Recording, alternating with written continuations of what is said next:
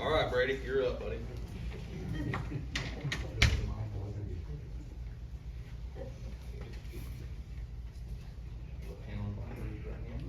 I, Brady Bishop, I, Brady Bishop, do solemnly swear do solemnly swear to support the Constitution to support the Constitution of the United States of the United States and the state of Illinois, and the state of Illinois, and to discharge faithfully and to discharge faithfully the duties of firefighter the duties of firefighter for the fire department for the fire department in the city of Litchfield, in the city of Litchfield, Illinois, Illinois, to the best of my knowledge and ability. to the best of my knowledge and ability.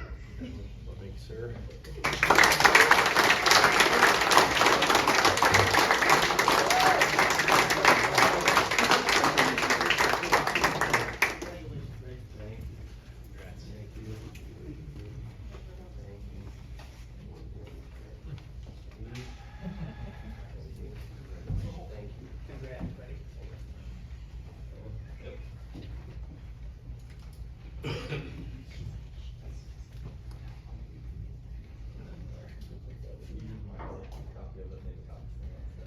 Perfect, thank you. All right, let's get a couple pictures here. Zach and family, come on up.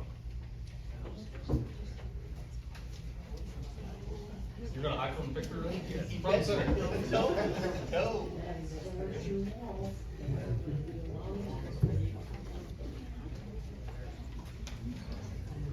Kind of stay here, get the seal behind us. Yeah, you probably are. That's all right.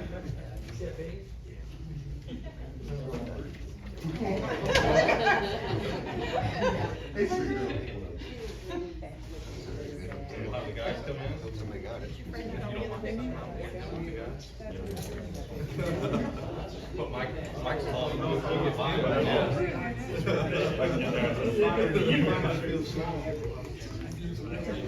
Put him in the middle. You guys surround him. Our feet in this picture.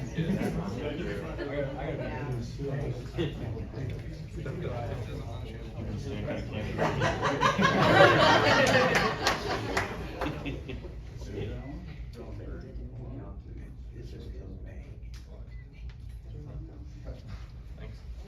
All right, Brady, you're up. Nope, that's it. Yeah, we'll do the guys first, and then we'll kind of go backwards.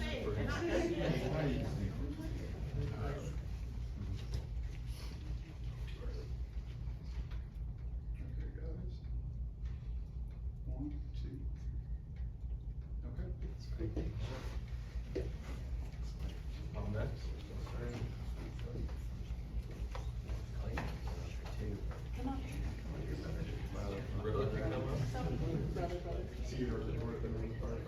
Oh, yeah. Nothing compared to some of theirs, you know. All right, guys. Go on.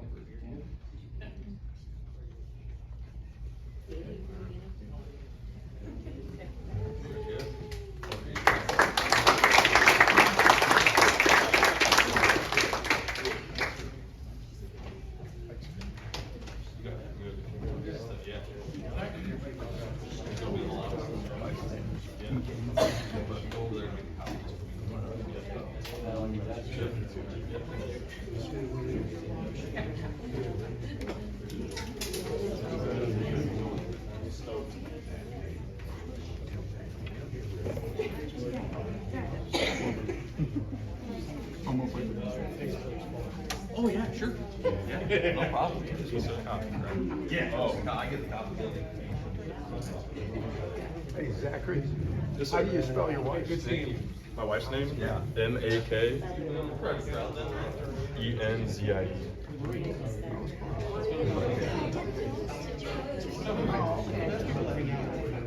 Your grandpa, like one of my grandpas retired Yeah. Yeah, no problem. Absolutely. It's kind of a mess right now, it's a remodel, it's a new kitchen. They're the same thing. Yeah, that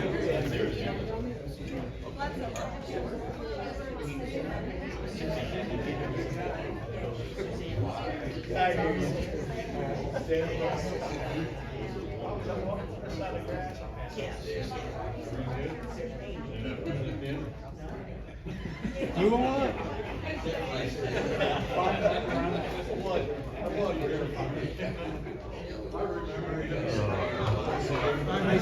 W people coming in.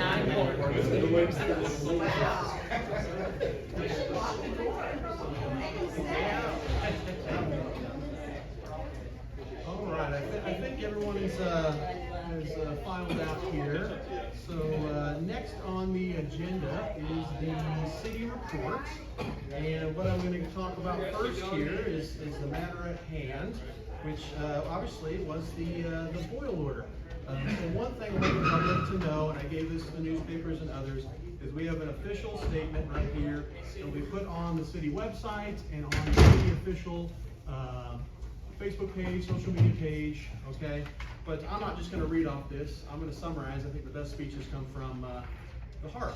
So first things first, let's talk about the incident. What happened is the community experienced roughly a week-long system-wide boil order that ended October 1st at 5:15 p.m., thankfully. The cause, this is a big one, please listen up. The cause was chlorine levels in the disinfection system dropped below EPA standards. Now, if any of you have ever swam in a swimming pool, the reason the pool is clear and all those things is the chlorine. Chlorine likes to eat up the organic materials in the water. So a big question that we received was, oh my gosh, our water supply, what's infiltrated it? Nothing infiltrated the water supply. The water supply had pre-existing organics that are normal for our area, but if you don't have chlorine, guess what happens? You can get sick. That's why when you go camping, what do? You boil the water, lake water, okay? So I want to make that very clear. There are no outside contaminants that we were aware of. It was a chlorine issue, all right? Next, our response was swift. As soon as we became aware, we got in contact with the EPA and started troubleshooting the issue. And the issue was tied to some equipment associated with that chlorine functioning properly, all right? We figured that out pretty quickly. We ordered parts, and then after that, it was a matter of clearing out an entire system, getting the chlorine everywhere we needed it to go through that controlled burn. Next, I want to just acknowledge, first and foremost, all the residents of Litchfield. We all know how important water is, and this was unexpected. I know you were frustrated, your lives were interrupted, and we take that seriously. It's part of what we do, but safety always comes first.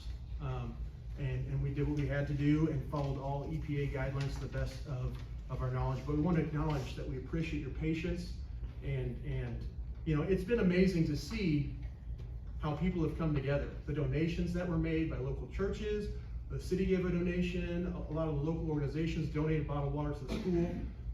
Out of tragedy comes a lot of good, and I just want to thank the residents for all their patience and feedback during this issue. Another one is businesses, all right? A lot of them rely on our water supply to function, and this was unexpected. I've had lots of businesses reach out. I know all of you have as well. We're just thankful for their patience and how they've worked with us throughout this and their resilience overall. And last but definitely not least, with my acknowledgments, I want to thank our water staff, our interim city administrator, Adam, Graham. I know you were on leave, but she wasn't really on leave. She was helping a lot. All the city council, I know you fielded a lot of calls. The city staff, the street department, everybody it's been all hands on deck to get this issue resolved as fast as possible, because we realized what an inconvenience that was for the public. Next steps, we're going to do a full review of the incident. It's already underway. We're getting there. We want to examine all the data.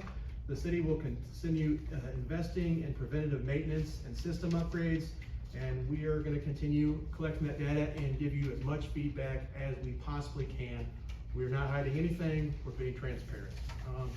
And in closing here, Litchfield's strength comes from our togetherness as we face adversity, and we've seen that. I've already given the examples of all the community members that have stepped up to the plate and helped others around them. But what we can guarantee you is that we're gonna remain committed to earning your trust, ensuring our water reliability and safety moving forward. We will study this, we will learn from this, and we will move forward. That's all I had on this, but I know the council might have had some questions. If anyone has any questions, feel free to ask at this time. I do actually. A couple things I wanted to point out. So you made mention that this situation was a lack of chlorine in the water, and so there were no contaminations. Is that correct? Yes. Okay. I also wanted to ask, are the water tests, so if the public wanted to go and take a look at that themselves and see what kind of information there is, I know that may look different, but like something that's available to them, where would they go and how would they access that information?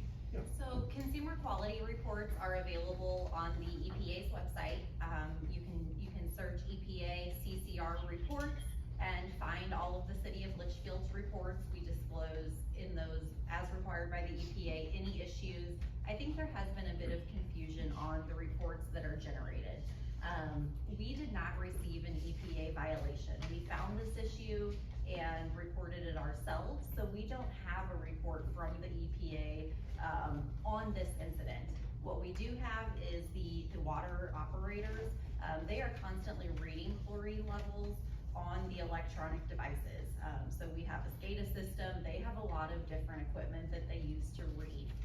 So we don't really have printed out reports in user-friendly terms to share, but those consumer quality reports do report, they give the general public a full overview of our water source. So that would be a great place to look. And then if they have any additional information, they can absolutely call up to City Hall and we can get them what they need. Awesome, thank you. Also wanted to mention that people pay a fair price for the water, and of course this week that water didn't meet standards. Lots of people were inconvenienced. Some people like going out buying lots of bottled water, doing things like that. Is there any plans or thoughts or anything going on in terms of, is there some way that we might compensate the public? How do we intend to address this? That's a wonderful question, and my answer to that is we're gonna look at all the data, be a data-driven community, because the fixes cost some money, so I'm gonna look at the cost, our budget, and what's reasonable. And we're definitely gonna talk about it some more. That's my answer, if the council's okay with that. Thank you. So also one of the things I saw some was that there were people who reached out to me and said, hey, my neighbor, wasn't on Facebook or wasn't where they could get access to the public information, so they didn't receive information about the boil order until a couple of days later. So I wanted to make sure that the public was aware. Is there a notification system that people can use, and how do they access that? Yes, there is. So the City of Litchfield, within our website, we actually have a notification system for public notices such as boil orders, and people can sign up to receive text messages and emails. So I received a text message when the boil order was implemented and then when it was lifted. You can go to the City of Litchfield's website, and if you go to how do I, sign up for alerts, put your email address in, and then if you have any issues with that, absolutely call City Hall. For those who do not wish to receive email or text message notifications, we also always promptly report the boil orders to WSMI if you're a frequent listener. We also submit it to the newspapers, which I understand that would take a couple of days, but they also, I know the Journal News utilizes social media as well. So we do make sure to report to local media outlets as well. And it is on our Facebook too. You may have covered it, but does that cover the communities we sell water to as well? So they actually have to implement their own boil order because they have to sample within their quadrants. Yes, but we do notify them of the issue. So our first steps, we're notifying all of our water districts so that they can do their own sampling because they're assigned by the EPA quadrants to sample. Thank you. I received questions about this one, and so I thought we might address it tonight. Those who've already looked at the agenda once Mayor put them up online, had questions that we're making a motion tonight to put in an interim Class A water operator for the city of Litchfield. Many people are asking, this question, why don't we already have one? So can you give us an update on that situation? Absolutely. So as of last week, Mr. Weller did submit his retirement. He is our only Class A operator on staff, and the EPA does require that. So we're going with a contract for an interim operator while we can find a full-time person. Thank you. Last question I have for you is, should the public be concerned about future issues in the water plant? What steps are being taken to ward off issues like this from happening again? Sure. So while we can never promise that an emergency won't occur, we do promise that we will respond swiftly, just like we did with this one, but I can assure the general public that we're taking steps to ensure to the best of our ability that this same issue does not repeat itself. We've already brought in 2 engineering firms to take a review of the situation, and we will be following their guidance, ensuring that preventative maintenance is in place. So, we've also had Illinois Rural Water and the EPA advise us on how to ensure that situations like this are prevented to the best of our ability. I got one. So it's been brought up to my attention, some people have brought up to my attention how significant, right, the equipment is, like the deficiencies. So one question that I had was, is there any, when we had to order parts to fix this issue, was that out of the scope of our budget? And then moving forward, how does this impact our budget for the next fiscal year? Is there some concerns there? Absolutely. So, the emergency repairs that will be needed, to date, we are roughly, in speaking with, interim admin Adam Pinnock, who did a great job overseeing this situation, we may be around $20,000. None of the repairs budgeted are candidly in the budget. We are probably looking at to what we know to date for emergency repairs to ensure that our whole system is running properly and we don't run into this, around 600 to 800,000. We will also be, just like we're doing with the sewer plant currently, getting a long-term plan in place. So, CMT has done a short-term plan for us that we reviewed and implemented, and I actually just emailed them today to give a proposal to bring to the next council meeting on a long-term plan. We do have the funding for emergency expenditures in our reserves. So it is there in the enterprise fund, but we are going to be taking this data and giving it to the people doing our rate study to ensure that our enterprise fund is running self-sufficiently and that we do have the funds to make sure that we're keeping up with all of this. So that's basically how we're gonna pay for this, because, you know, they said it was gonna be a humongous amount of money, so. So we do have some reserves, that will cover a substantial amount of this. We do not know yet how much we're talking. I can't tell you if it's 4 million or 8 million that we're looking at to upgrade the entire plant. That's not going to happen in one fiscal year. Enterprise funds should be self-sufficient, meaning that water and sewer funds should be funded by user rates. That's a governmental accounting principle. However, you can also look at obligation bonds, low interest loans, so grants. So we will be exhausting all resources before any rate increases. And we also want to make sure that any adjustment to rates isn't affecting our lowest end user. There are ways to look at this to ensure that we're charging our districts accordingly, that sort of thing. How many years has it been since we had a rate increase in the water and sewer? 2, 3? On water, it's been, I wanna say, It's been over since- 5. since- I would have to look to pull the data. Sewer, I believe it was 2 years ago. And to piggyback off that, so I wasn't obviously in the seat when the budget was approved, right? But off recollection, our water, even though we sell water, this isn't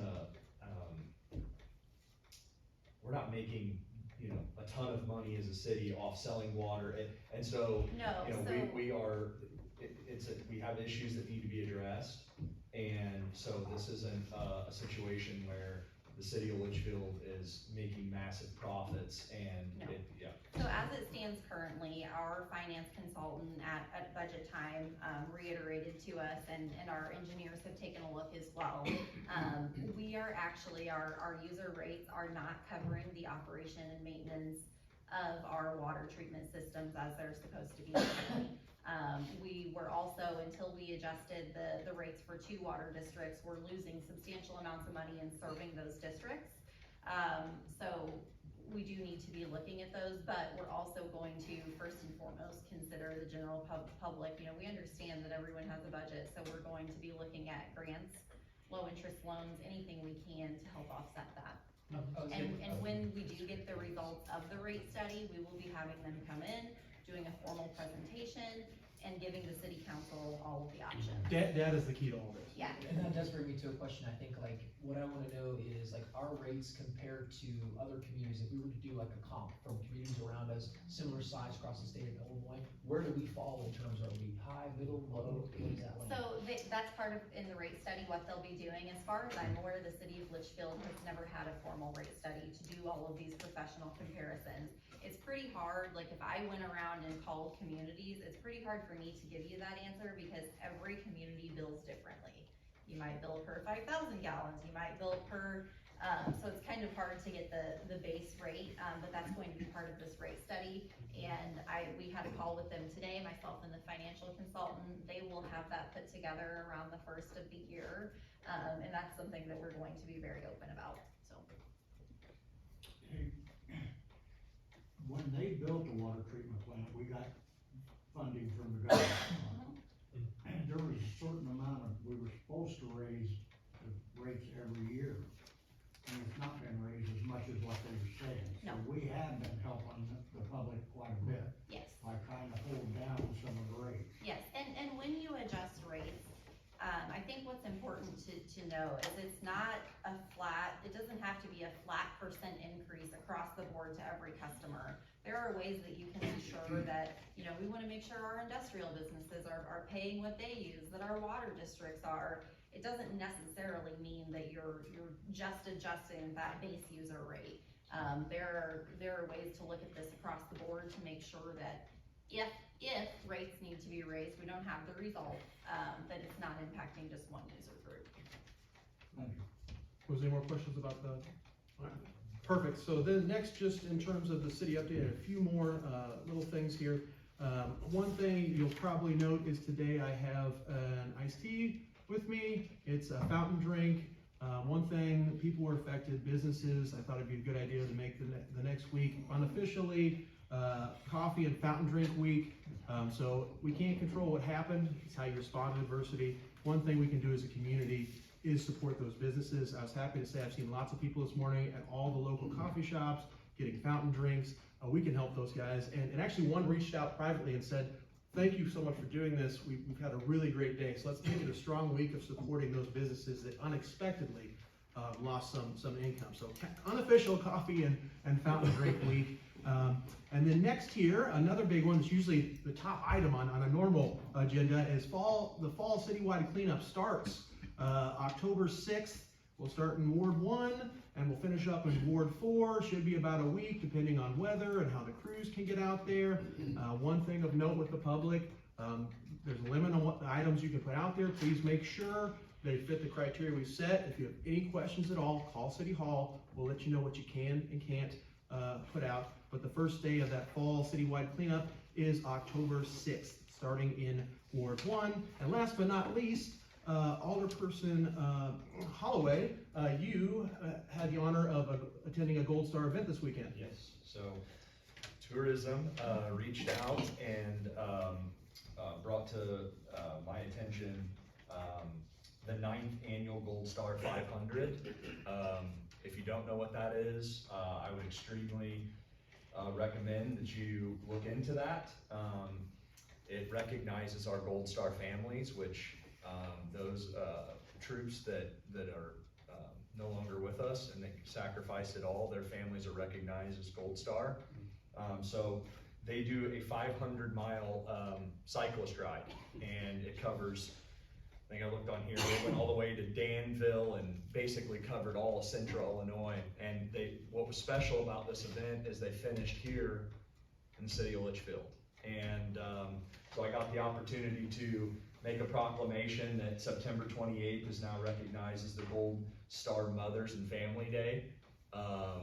You know, they're gonna continue to participate in this event year after year, and I think it's a really special and cool event just to see those Gold Star families and listen to some of the stories that they shared and recognize those that gave it all for us and our freedom.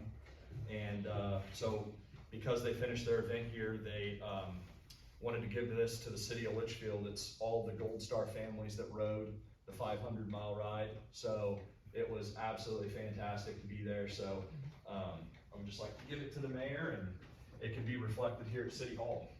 Awesome, thank you, sir, appreciate that. Absolutely. And thank you for your service. All right. And that's it for the city report. Next, we have public participation. And Kevin Davis, my friend, you're up. And if you want to let them know the rules. Yeah. So Kevin, you'll have 3 minutes from when you start. I'll give you a 30-second warning when you're down to your 30 seconds, okay? Hello, my name is Kevin. Concerns with leased land. I know you cannot reply directly back to me. However, I ask that if one of you hears anything I'm about to say that strikes your curiosity, I ask you as well, bring it to the discussion with your fellow members. While trying to get copies of lease agreements on a couple of parcels that are marked red on the map, they have leases, and I am getting more questions than answers. Was the leases recorded at the city? Was they recorded at the county so the assessor can do their tax evaluation on the private entities portion? Because, come on, Kevin. There's very few reasons that when public land is leased to a private entity, that private entity shall keep the exempt tax portion of that. Have any of you seen or read the lease agreements? Freedom of Information Act, anyone can FOIA as it's public and ask that it be submitted to the state as well. And if no records are found, that would mean one of three things. There is no lease, something happened, and the state would get involved regarding municipal codes and record-keeping laws. 3, the lease was done illegally. A CRP program is designed to take cropland out of production. I have hunted that lake property for 30-some years, and like I sing songs by the Beach Boys, I get around. Well, in my younger and more energetic days, I did get around that property, and can confirm the majority marked in red was cropland. However, most of my adventures was done north of Honey Bend, and on this map, I see 2 portions of mainly timber. And keep in mind, CRP for taking cropland out of production. And using Google Earth history on one of the parcels, 15-acre tract, in history, I only see maybe 2 acres that could have been cropland. The rest looks to have been timber for quite some time. The other 35-acre parcel, I don't see where any cropland would have been taken out of production. And whatever term has been given to the ones leasing, land managers or whatnot, would you expect them to clean up trash piles that was on it as the manager and for the environment? Or is there other purposes to the leasing of the timber? And after the last meeting, several people was outside speaking with the lake superintendent, and a gentleman had asked You're her, at 30 seconds now. asked her about this property. Another guy replied, we do not lease down here. Well, according to the map, which we heard stands, they do. The real curious question, of all the timber around the lake, why are there only 2 sections of timber leased around the same person's last name on the property? I'm just gonna skip it. I had another thing here. I had one thing, a couple things actually, but my time is about to expire. I'm just seeking these areas be open to the public, I mean, so we can help do our part in wildlife management. I'm sorry. Thank you.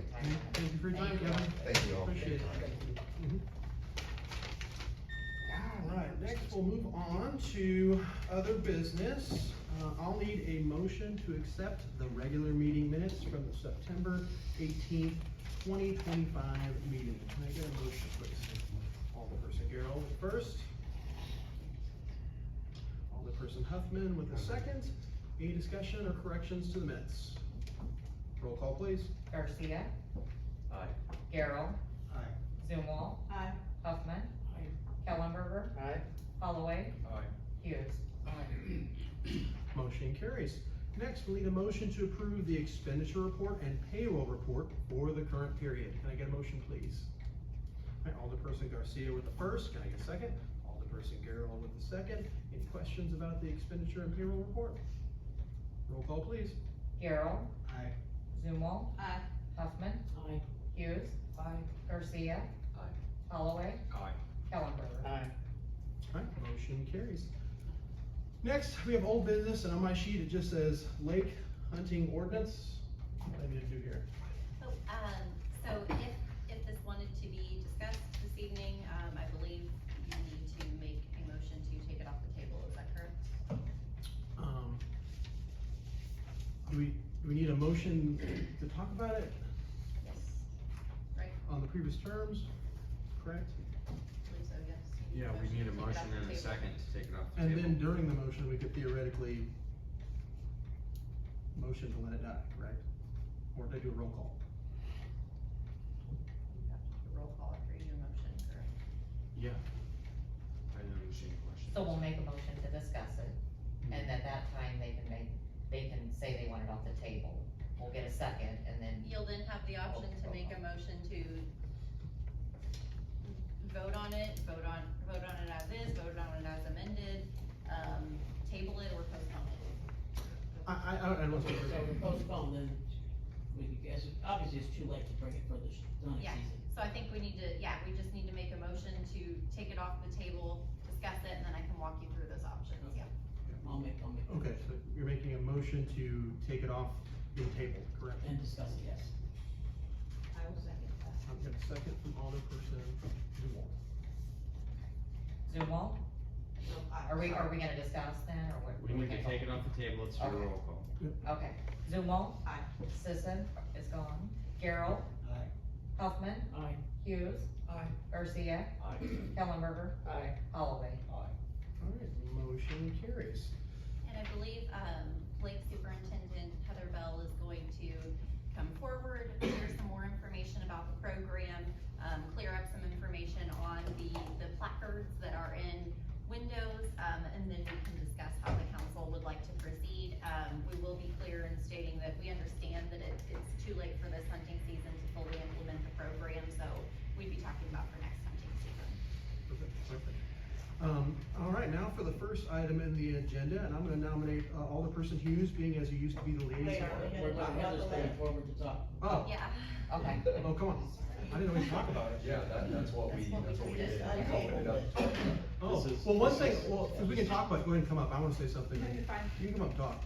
But I wanna talk about the leases that he addressed. I wanna tell you that I've done a lot of research on this. All these leases, most of them come to back when the lake was created with the original landowners. So, I just want you, nothing's been hidden, but all these leases are pretty, for the most part. There's a few newer ones, but, most of these are pretty old leases. I just wanna make that clear. One second, cause I was absent, like you were, I think, last meeting. What are we wanting to change? The one to have a registration for who hunts? For safety purposes, no, Heather, would you give maybe just a brief overview of, summary from the last meeting and then new information? Yeah. That'd be perfect. Yeah, I could do that. So, there's been a lot of question about who's hunting on city property. As of right now, it's just kind of open and a free-for-all to people that coming in. So conservation officer kind of came to me last year. We had a lot of problems last year with, just random vehicles being parked out there, random hunters everywhere. So he came to me and said, do you guys have any type of registration process to where we can kind of have an idea of just like who's out there hunting? Every other property in the state of Illinois has a registration process where they get like a windshield card that they would display in their vehicle, to show who's on the property and hunting and that kind of thing. Is it only for archery? You can't shotgun hunt, right? You can. You can. Anything from north of 16th Avenue to 20th Avenue in the city property, you can hunt. That's why I created, so this map here, I went to, Chad River and kind of sat down and went over all of the leased properties are the ones that are in red. This was shared in the packet last week. Okay. So we did make one modification of the map that was shared last week. These two properties here were in red by mistake, and so we took those off. Those are not leased properties, those are even in city Litchfield property. But, anything in the yellow is available to hunt, and this goes from 16th Avenue to 20th Avenue up here. So this, is where people can come in and hunt. And so this is what we were just proposing to give the hunters, cause right now, when hunters come in, a lot of them use the Onyx Hunt app. It's an app you can get on your phone, and it says where you're at hunting, right? And right now, it just says City of Litchfield. So when somebody's, like, say if they go out here and they're hunting in, over here, at the north part of the lake right here. This is, Warrensing has this lease. And so if they're hunting over in here, they don't know if they're using the Onyx hunting app, that they're actually on leased land. So that's why we have this map, we created this map to say, hey, look, this is CRP leased land. It's not huntable unless you get permission from that person that's leasing it instead of just the city of Litchfield. So that's the main reason for this map. This has always been this way, and nothing has changed. Like Jake was telling us, these leases have been in place, most of them, since before the lake was created. So are with this registration or with, you know, trying to understand who's out there? Yeah.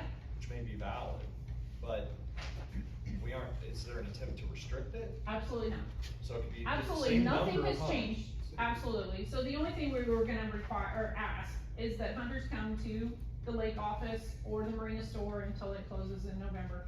Fill out the simple registration form with just their name, address, contact information, their driver's license number, hunting license number.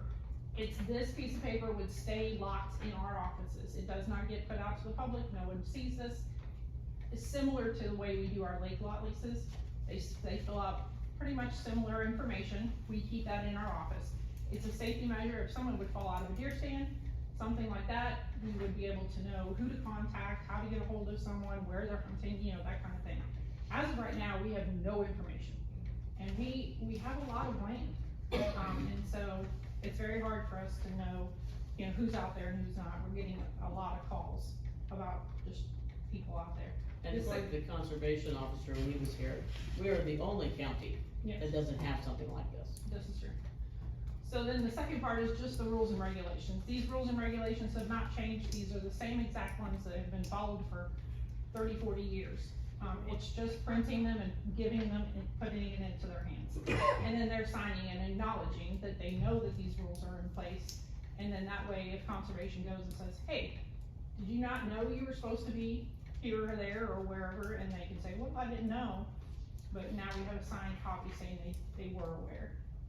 Then the windshield card that, I had originally proposed.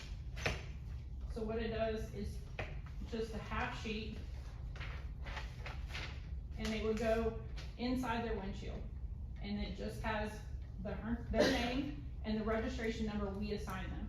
We would assign that registration number so then we can refer back to our sheet and say, okay, this hunter is this person.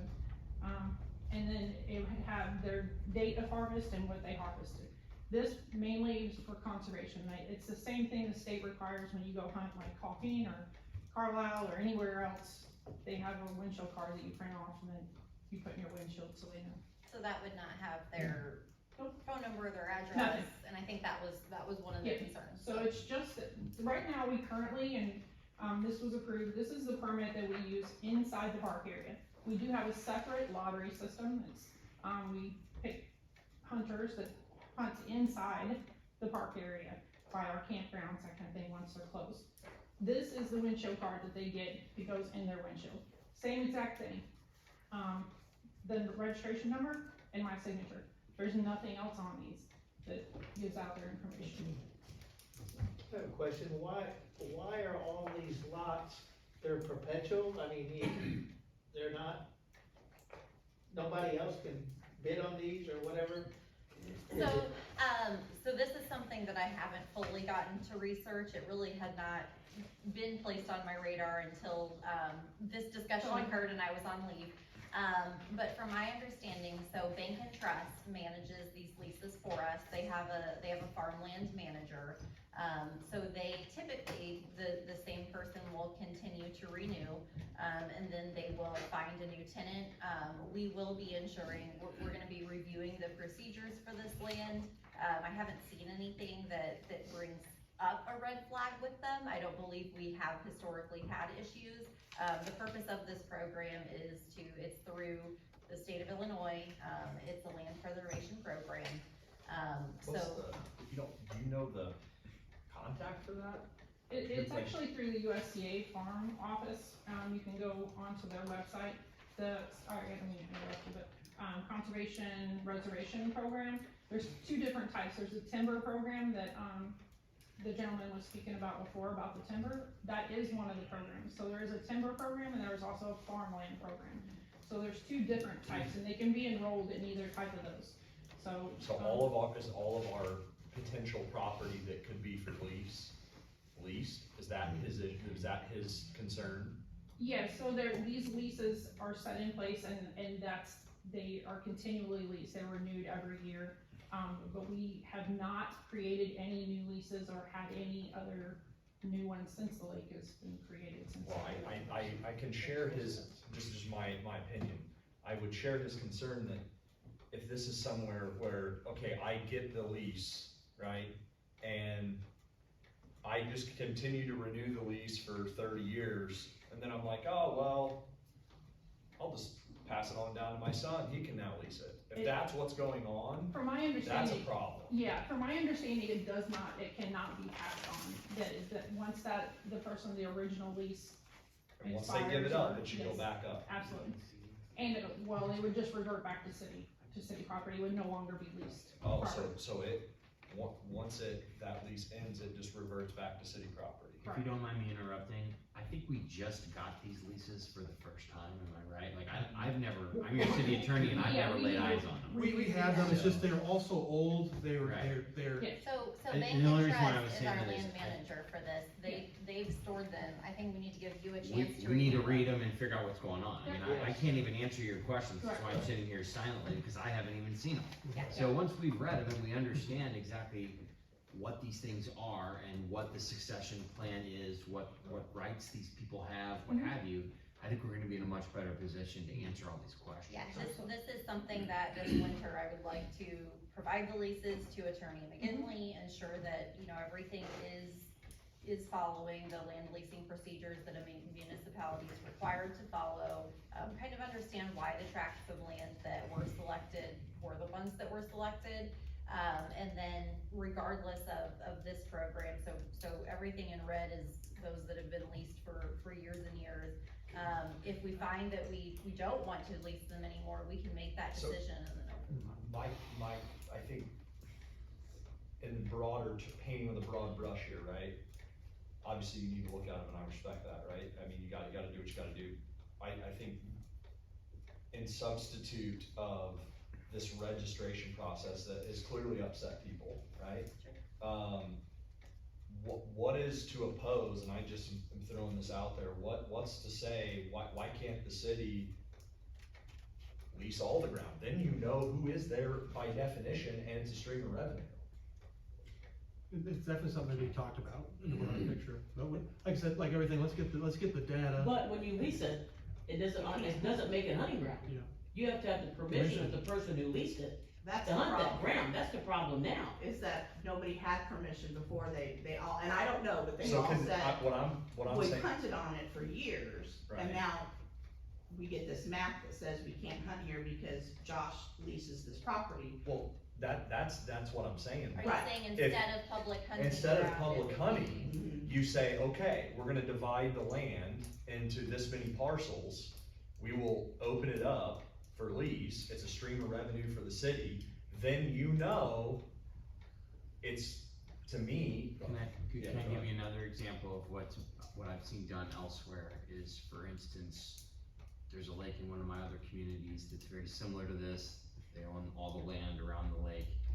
They lease duck blinds, they lease hunting, but they lease out the actual, like, you have to get a permit and you pay for it, and then you're allowed to have a duck blind or a deer stand. And we or do what that have for you. duck We do. blinds. We have 48 duck blinds. See, there you go, And so those yeah, are- that's a way to generate revenue from I'm what just- we're talking about. I was just gonna say, and I was reached out to, that was one of the concerns that some of the folks had was like, hey, some of these properties that are leased, like, we don't really know who owns them, where do we go, how do we get in contact with that individual, or like, is there a way to get a list of some sort together? That's something that again would be. Yeah. Well, and Yeah. it goes back to asking permission. You personally can go ask permission. Josh leases land, you go ask him if he can hunt. Why didn't we as a city approach the people who are leasing and say, hey, you've got this mature timber, it's on set aside, do you mind if people hunt? The woods don't turn red when you're walking out of there. You don't know that you've crossed over into non-hunting. And it's really hard for people who have hunted out there for years. All of a sudden, they can't go on that property because it's Josh's. or you kill something, it falls on that property. And it goes into I'm John's like, I property. have no idea who owns it. And then Where the did it animal go? is. I think then, that's- I think then if we are doing that, then maybe we should look at, if we want the leased land to be all public hunting ground, we need to look at the lease terms and see how we exit the lease, rather than leasing it out and then asking them. I Well, would think can it's we all still that, use and this though? and I think, just from the standpoint of liability, that you would want, if you're gonna, to me, it's more risky to have just open public hunting ground versus if you had a leasee, they take the responsibility for who hunts on that ground. And the hunter could theoretically be found, as a trespasser.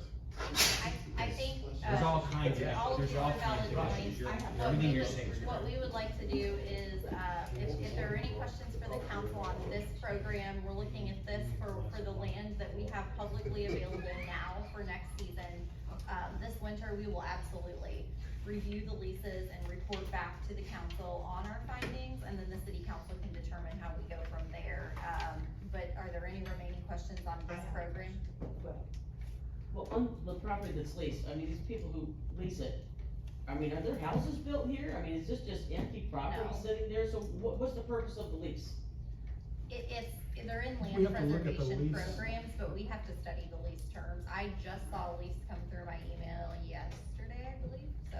I'll give you an example, okay? And I know nothing about the history of any of this because I never read any of this, but however, again, another community that I represent, when they were acquiring the land for the lake, they had to cut side deals with the property owners at the time.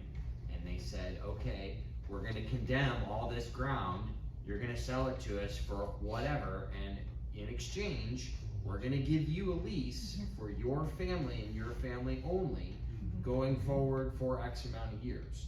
There's all kinds of things that had to get, that had to be done And that in makes order to sense. So the secure lease the would be land. what with the property, to build a house and live on that No, property? you or what? cannot do that. No, it wouldn't have been that, it So what did they probably- use the property for then, is what I'm getting at?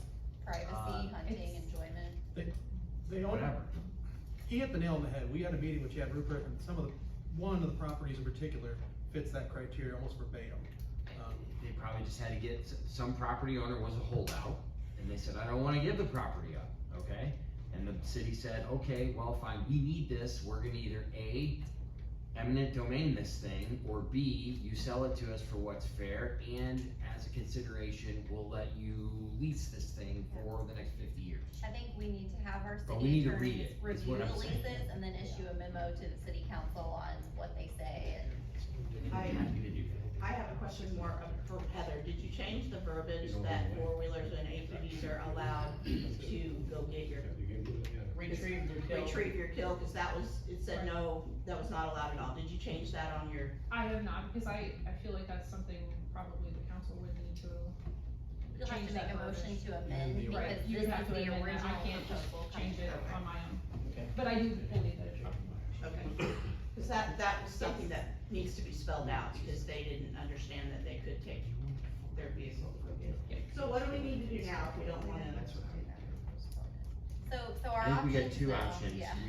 we either vote on this tonight, everybody votes no, and we kill it and we start over, or B, we vote to postpone this to a date next year prior to hunting season and we revisit it. Either way, I don't think it's ready to go forward at all. I mean, I think that, we wanna support like our lake superintendent, like what she's trying to do, we agree with, but so my opinion is we should postpone it. And then we have a chance to come back after we've gathered all this information I and make agree. sure that we don't want her to feel unsupported tonight, like we're just gonna shut down what she wants to do.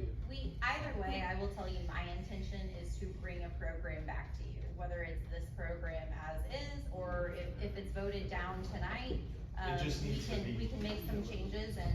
It just needs to be early, and this shouldn't lead you into the summer. I'm because- thinking before hunting season. Yeah. May, is that an appropriate timeline? Oh, it's all you. And I also. She had it ready before, I did not, that was my fault. It's Why don't- okay. I have a suggestion, why don't we make a motion to postpone this until February 1st? I shall do that. Yes. Second vote, and then it goes away until then, and then we bring it back. Huffman, Yeah. motion postponed to February. Yeah, just February 2026. February. First meeting in February, February. yeah, February, whatever. before we make this motion or we go through this, can I also suggest that perhaps if we had, like, the hunters come in for even 15 minutes before, if they have questions, this would be a really good way to make sure that we get those questions answered, otherwise. I see Heather. Yeah, I apologize, I met with them outside after the meeting, last, 2 weeks ago, and, I am organizing a meeting out at the lake in the beach house, for any hunters, I will be putting that out. It'll probably be early January, just so we can kind of clarify some things before I go talk with them, but just to kind of be all on the same page, but after we went out there, we were all on the same page, and the hunters got all their questions answered, and And they they'll were just okay. get their, alleviate their stresses and their Yep, concerns, absolutely. yeah. Yep. All right, so we have a motion on the floor. We do a roll call for that motion, please. Yes. Garcia. Aye. Garrell. Aye. Zumwalt. Aye. Huffman. Aye. Kellenberger. Aye. Holloway. Aye. Hughes. All right, motion carries, good discussion. All right, now, All right. number one. I make a motion approving the resolution to terminate the service level agreement with the Brycer LLC for the compliance engine tracking of annual fire system and extinguisher inspections. Second. All right, we have a motion from Alderperson Hughes and a second from Alderperson Kellenberger. The floor is open. Any discussion on this? All right, roll call, please. Zumwalt. Aye.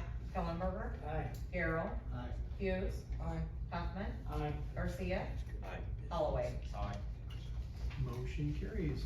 Alderperson Holloway, please. I make a motion to approve the installation of equipment upfit for the 2024 Dodge Durango pursuit vehicle recently purchased. All right, we have a motion on the floor from Alderperson Holloway. Can I get a second, please? Alderperson Garrell seconds. Any further discussion on this? I did have, just for the purpose of the public, not for my own benefit, but, you know, we put the money on the vehicle and upfitting this is for the ordinance officer, correct? Yes. And so the public is gonna wanna know, why does the ordinance officer need a vehicle that's upfitted like a regular police vehicle would normally be? Can you please address that for the public? Absolutely. So the ordinance officer will still be able to respond to emergency calls while he is on duty. The goal is to have an extra officer, so that in our most severe calls, he can respond. He may still need to fill in, as a police officer occasionally, and also one of our concerns with code enforcement was that they didn't have the safety that they needed, so, that's another concern. And I also want to add that having a full-blown police car and uniform helps with the abiding by the rules, I think. All right, great question. And one other thing, we also had several bids and we took the lowest bid. Perfect. Great. Thank you for clarifying that. I think we're ready for roll call then. Hughes. Aye. Holloway. Aye. Zumwalt. Aye. Huffman. Aye. Garrell. Aye. Garcia. Aye. Kellenberger. Aye. Motion carries. Alderperson Holloway. I make a motion approving a resolution to authorize the Illinois Police Chiefs Association to perform an executive search and assist in the hiring of a full-time Litchfield police chief. All right, we have a motion on the floor from Alderperson Holloway. Can I get a second, please? Alderperson Garrell seconds. Any discussion on this? Yes, I have another question. You're on good. this. So I wanted to know, you know, when we go for the process of like the interviews and places like that, are we able to include some of the senior members of the Police and Fire Commission, at least one of them, on when that decision is made? Is that possible? For example, Mr. Francis, who's been a long time with the city, would we be able to include one of them in the hiring process? On the interview panel? On the interview panel. Yes, so the Illinois Police Chiefs Association is there to assist us and to guide the process. The city will have full discretion of every decision along the way, so. It'll still be up to the police and fire commission. No, this is for a chief. So a police chief is an at-will employee. They have never traditionally been involved in the hiring of a chief, per my understanding. They did. They did? Yeah. Okay. How were they involved previously? The Fire and Police Commission used to hire and fire the police. Oh, I thought we were talking about The chiefs? Yeah. no, I think we're talking about the Police Chiefs Association, right? He asked if a member of the Police and Fire Commission could be part of the committee, and I said, per my understanding, they have not traditionally been involved in that process, but it sounds like they did used to. And it was all changed during Mayor Redford's, Gotcha. tenure. Okay. Cause he couldn't fire. So if the city council directs administration to include a member, we will work with you guys to make sure that you're comfortable with every step of the process. So, that's something that we could absolutely absolutely true. They are here to assist us and to guide the process, not to make any final decisions. Did we do this when we hired fire chiefs? There's just something that's regularly done to bring in an outside organization to basically headhunt? Yeah, so this is something new to Litchfield, I believe, but this is standard practice for a position like this. But again, they use this to hire when BJ Wilkinson was hired. Okay. Good discussion, any further discussion on that? Roll call, please. Zumwalt. Aye. Garrell. Aye. Huffman. Aye. Hughes. Aye. Garcia. Kellenberger. Aye. Holloway. Motion carries. Alderperson Zumwalt, please.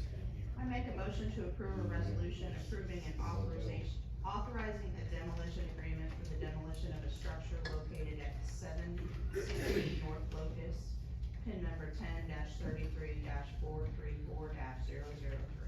All right, we have a motion on the floor from Alderperson Zumwalt. Can I get a second, please? All right, Alderperson Huffman seconds. Any discussion on that?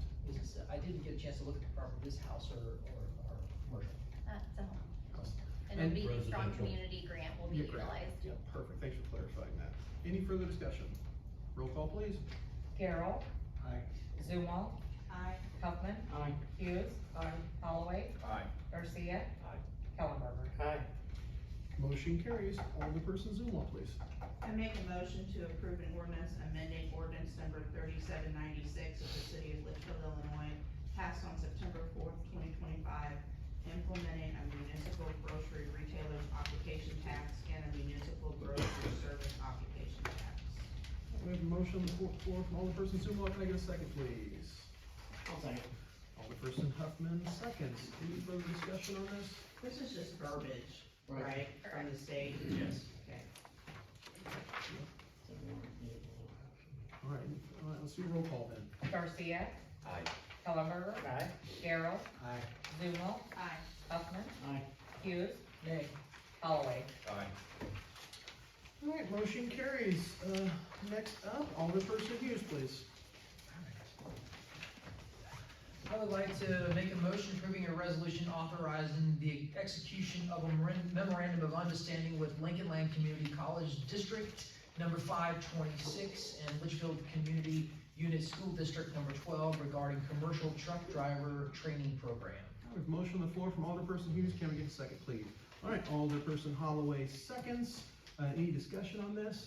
I did have one question, with the increase of trucks coming in and out, will that in any way affect the traffic or just general flow of things out there with all, lots of movement happening? No, we Okay. don't foresee any Okay. disturbances. Perfect. I think it'll go great with the SCI Center being right out there with the trades. I think it's just a perfect fit. It is, a really great thing. All right, roll call, please. Garrell. Aye. Holloway. Aye. Zumwalt. Aye. Hughes. Aye. Garcia. Aye. Huffman. Aye. Kellenberger. Aye. Motion carries. Alderperson Hughes, please.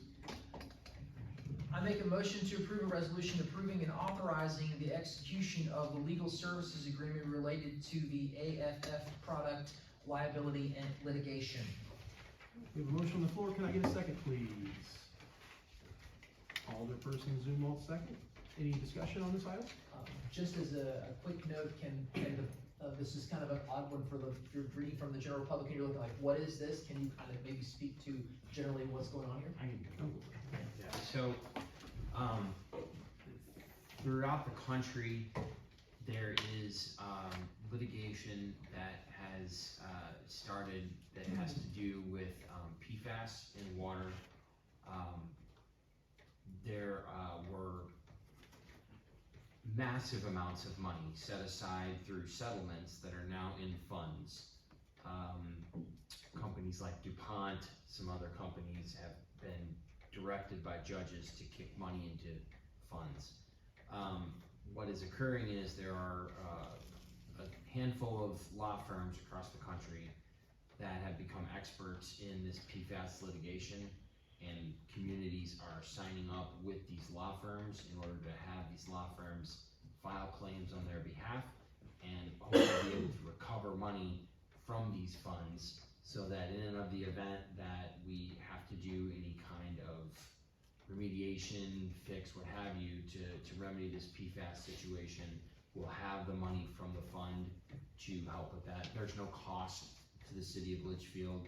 This is contingency fee situations where we don't pay anything and, whatever we recover, the lawyers take their piece out of that. So it's really no skin off our back, and if there's any money to be recovered, we recover it.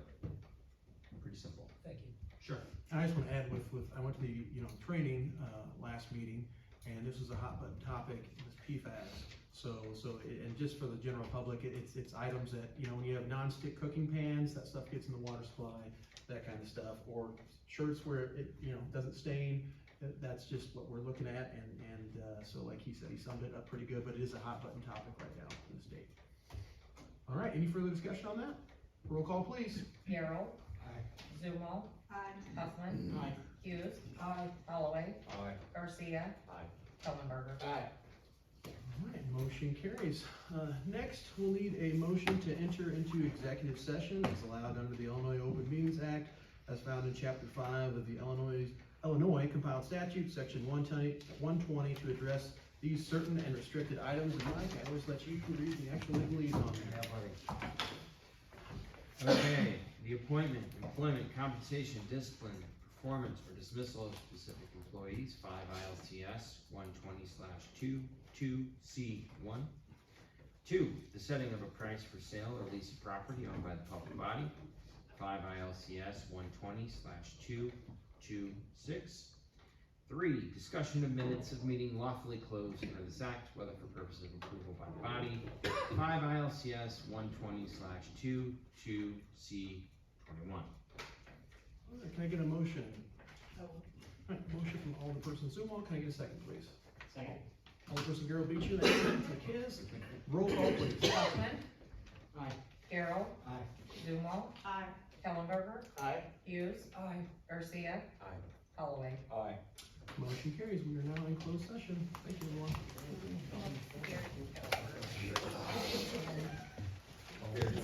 Gary.